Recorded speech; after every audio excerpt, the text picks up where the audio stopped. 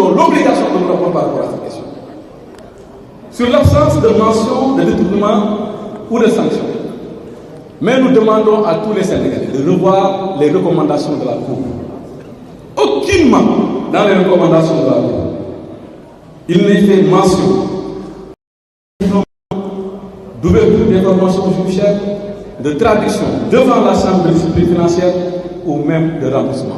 Aucun. Et nous défions tout un chacun de nous dire si une seule fois dans les recommandations, on a vu une fois discipline, information judiciaire, ministère de la Justice, etc.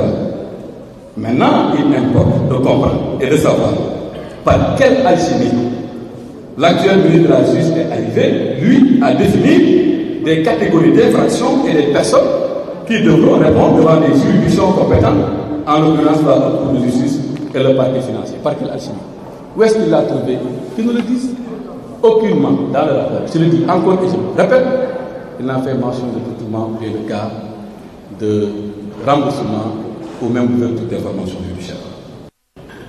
Et il est important aussi de rappeler aux Sénégalais que la Cour des comptes avait déjà certifié les rapports précédents. Pour rappel, la Cour des comptes, toute chambre réunie, avait validé les comptes de l'État à travers la certification des lois de règlement. Aujourd'hui, seule la Chambre des affaires budgétaires et financières, curieusement, remet en cause le travail conjoint de toutes les autres chambres. Rappelons qu'en matière de révision des comptes, la loi de règlement constitue le principal outil de contrôle du Parlement sur l'exécution des lois de finances initiales et rectificatives adoptées par l'Assemblée nationale. Et on dit ici, devant le peuple sénégalais, que toutes les lois de règlement, des années 2019 à 2021, ont été votées par le Parlement, mais après la certification de la Cour des comptes, donnant quitus au gouvernement, tandis que celles, les lois de règlement de 2022-2023, ont été déjà, elles aussi certifiées par la Cour des comptes et transmises au Parlement par les soins de l'État du Sénégal. Sur un autre point que vous pouvez voir dans la page 22, où on parle de dette extérieure. Vous savez, depuis qu'on a commencé à parler de cette affaire-là, il a été beaucoup question d'une partie importante de la dette extérieure qui normalement devrait faire partie des chiffres qui ont été cachés ou falsifiés. Mais aujourd'hui, l'analyse de la dette extérieure contenue dans le rapport ne nous apporte pas d'éléments nouveaux, d'autant plus que le dernier rapport sur la dette réalisé par la Cour des comptes, dernier rapport qui a été mystérieusement disparu dans la barre de téléchargement du site de la Cour des comptes. Il faut que les Sénégalais le sachent.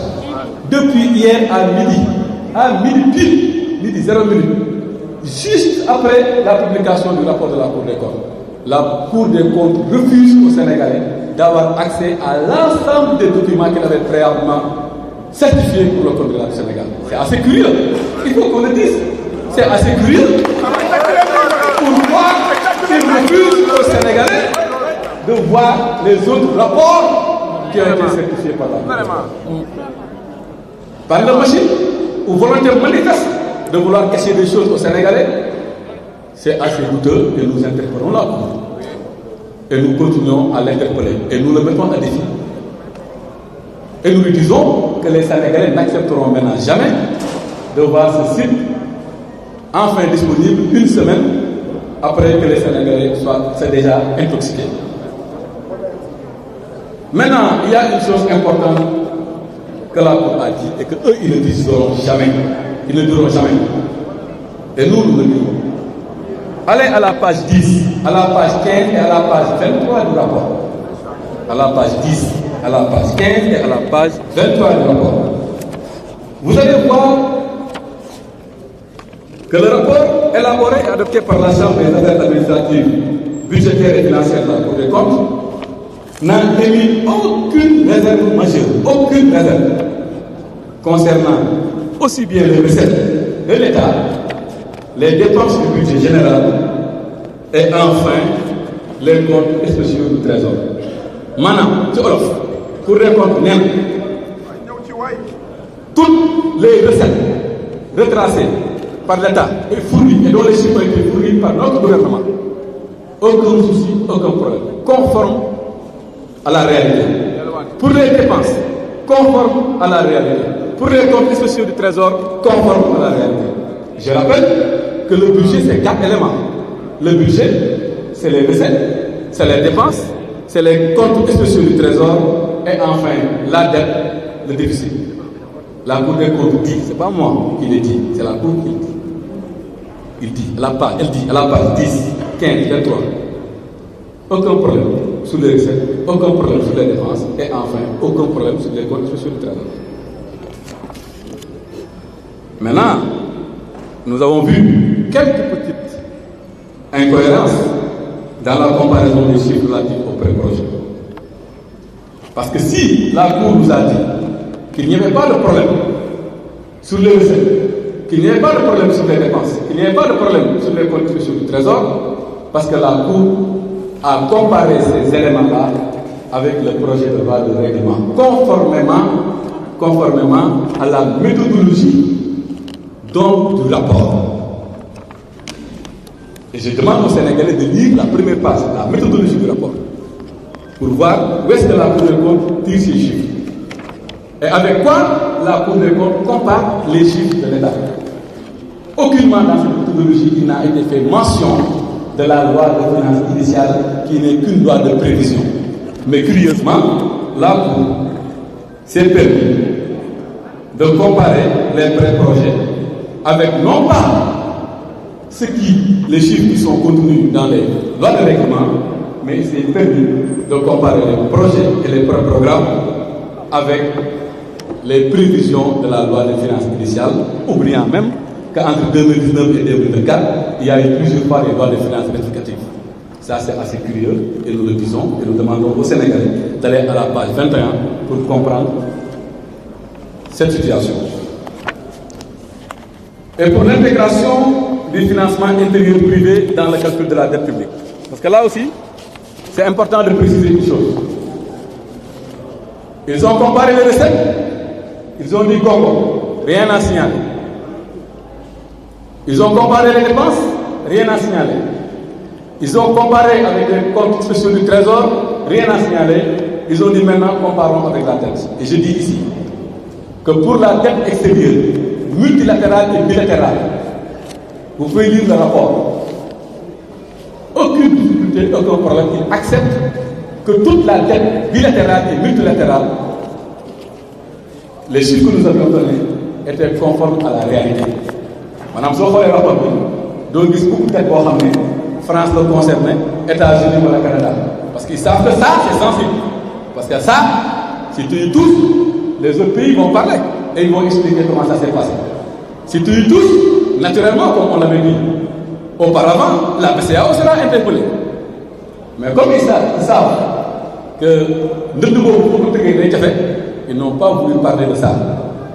Et même pour la dette intérieure, composée d'obligations de trésor et de bons du trésor, ils n'en ont pas parlé. Et eux-mêmes, ils nous ont dit que les chiffres étaient conformes.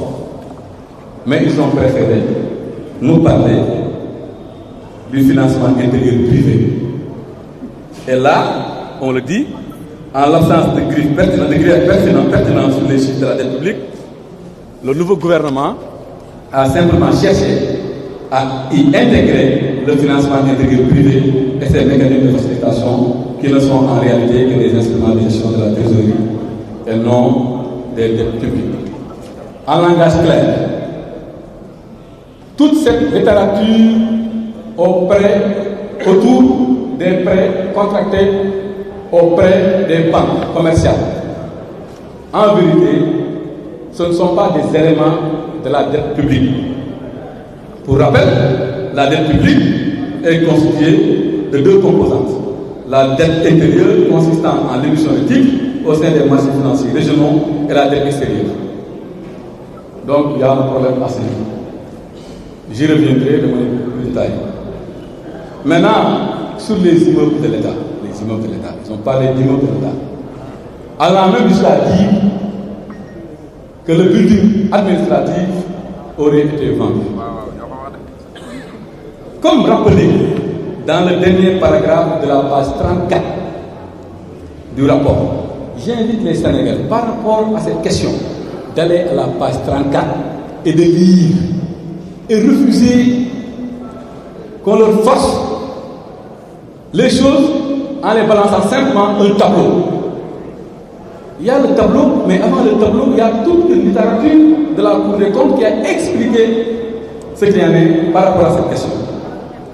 Je dis bien que ces biens ont été vendus à la SOGEPA. Comme que ñoom xam nañ ne seen militants yi xamuñu bu ñu sox ak bu ñu boñ su ñu nee SOGEPA rek dañu yaakaar ne ñaan société générale plasticien yaakaar ne société privée la SOGEPA est la société de gestion du patrimoine de l'État, détenue exclusivement par l'État. Et c'est la loi qui crée la SOGEPA, la loi 2022, 36 du 22 novembre 2022, qui permet à l'État, à son article 4, d'être garanti. D'être garanti, aussi, ils ont fait la même chose. D'être garanti. Cour des comptes, nous avons Cour des comptes, nous avons d'être garanti 535 milliards. D'accord? C'est un rapport. Vérifiable où? À la page 36. Que vous pouvez dire rapport de la page 36. Nous avons des dettes garanties qui fait 536 milliards. Nous avons des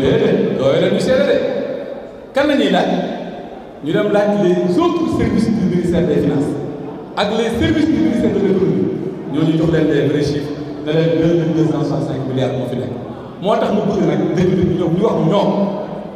dire, ces chiffres. Sur quelle base nous avons fait ces rapports? Sur fait que c'est les propres services, nous devons les contredire. C'est les propres services, nous devons les contredire. Sur les pages 36, les mêmes services du ministère des Finances, vous voulez une Cour des comptes poser des questions, nous avons contredit le service du ministère des Finances qui s'appelle l'IGF. À quel service se fier? À l'IGF ou aux autres? Donc, soyez vous, vous ne pouvez pas chiffres. Il y a quand même un faut que et là aussi, on a ce financement d'application de l'engagement comme vis-à-vis du secteur bancaire. Donc, en résumé, voilà les points que vous avez soulever. L'exercice a été un peu complexe et un peu difficile parce que dafa xaw a technique léegi mais fi ñuy terminer nag mooy ñu leen di appeler à un débat serein, à un débat sérieux. Affaire yi nañ ko teg ci yoon nañ ñëw ñu débat ak ñoom point par point wax ak ñoom ci xam-xam mais non pas ci saa wax ak ñoom ñoo fi waxoon ay gàtt ñu fekk leen ci rek ba mu mat sëkk mu saf nga jamono boobu masa la doon woote léegi nag gàtt ñu leen woote gàtt intellectuel bismillah ñu ndaw président Macky Sall ñu ndaw gàtt